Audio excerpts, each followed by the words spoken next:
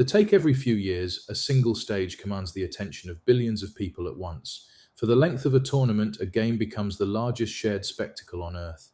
And because the whole world is watching, everything that happens on it becomes evidence. Not only the goals and the saves, but the gesture on the sideline, the word caught by a microphone, the reaction in the stands, the decision taken by an official far from the play. The camera does not editorialize. It records and then it replays. People ask whether sport should have a space for politics, as though the two could be kept in separate rooms. They never have been. Sport is not political because someone decides to make it so. It is political because it is a stage, and any stage large enough to hold the world's attention will hold the world's arguments too. The flags, the anthems, the host nations, the sponsors, the governing bodies, each is a statement of values before a ball is kicked. The real question was never whether values would appear. It is whether the institutions on that stage are ready to be judged by the ones that do. That is a governance question, not a sporting one, and it is the same question every organization now faces. The important shift of the last decade is not that misconduct happens, it always has. It is that concealment has become almost impossible. A poor decision, a discriminatory remark, an attitude that belongs to another era, something that might once have stayed inside a dressing room or a boardroom, is now captured, clipped, and shared before the final whistle.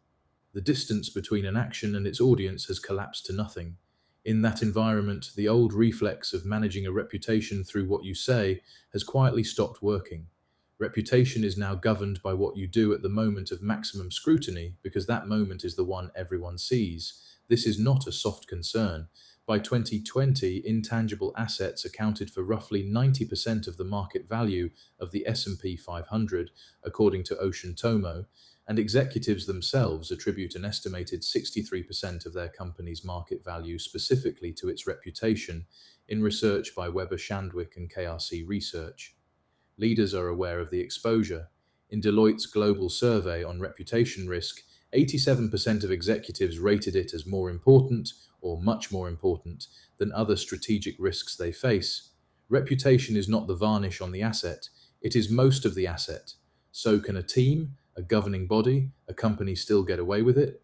In the narrow sense, sometimes. A sanction may be light, a statement may be issued, a news cycle may move on, but that is a misreading of where accountability now sits. The formal penalty was never the real cost. The real cost is the record. Conduct under pressure becomes a permanent, searchable, endlessly replayed account of what an organization actually values when it believes the result matters more than the manner. You can survive the fine. You cannot unsee the replay. This is the discipline corporate affairs has been slow to absorb. Organizations invest heavily in the language of values, the published code, the mission statement, the carefully worded position. Yet audiences increasingly decide what you believe by watching what you do, and then they act on it. In the 2026 Edelman Trust Barometer, 42% of people said they would not invest in companies that do not share their values. The gap between the stated position and the observed behavior is where reputations are lost. On the pitch, that gap is exposed in 90 minutes. In a business, it plays out more slowly, but the mechanism is identical, and the audience is no longer willing to wait for the official version. The governance response is not to fear the camera, it is to govern as though the camera is always on, because increasingly it is. That means building institutions where the behavior you would be comfortable seeing replayed is the behavior the system actually produces under stress. It means treating conduct as a control, not a communications exercise. It means accepting that in an age of total visibility, culture is not what you claim in the handbook.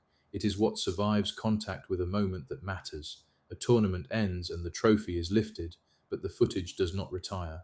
It becomes part of how a team, a federation, a nation is understood for years afterward. The same is true of every organization that will one day have its own unguarded moment on a public stage. The whole world may not be watching yet. It only has to watch once.